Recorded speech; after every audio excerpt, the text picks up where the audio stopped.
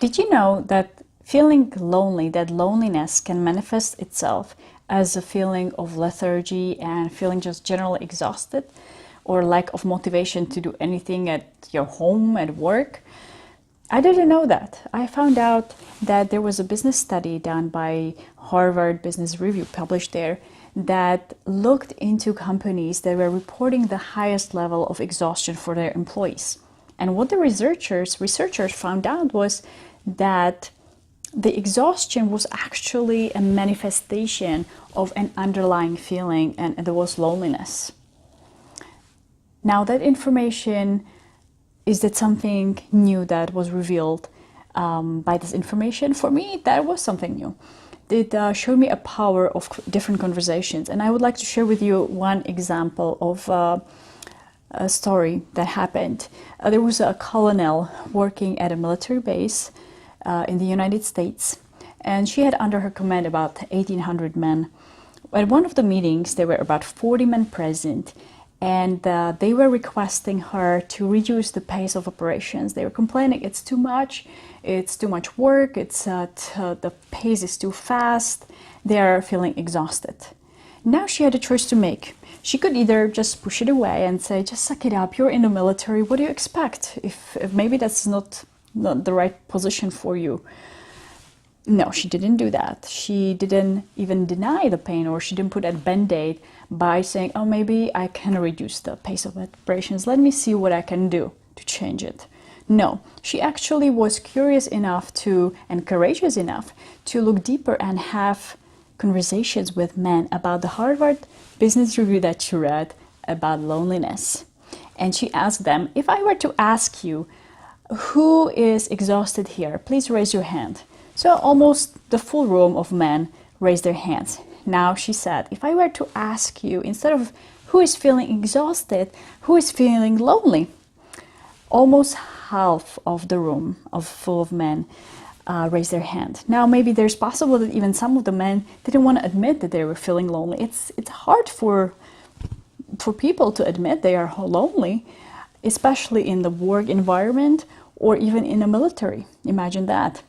So half of the room accepted, raised their hand that they were feeling lonely. Now the colonel had an opportunity to actually shift the conversations from how can we reduce the workload and the pace of operation to actually creating a new conversation about how can we create a culture in our unit of inclusion? How can we connect better?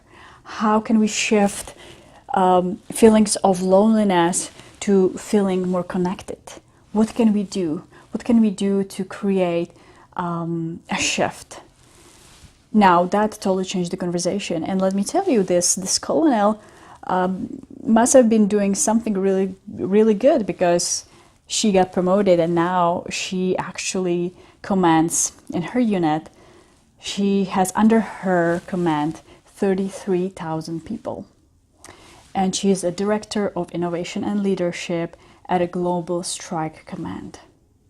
I believe there is a lesson for all of us to learn.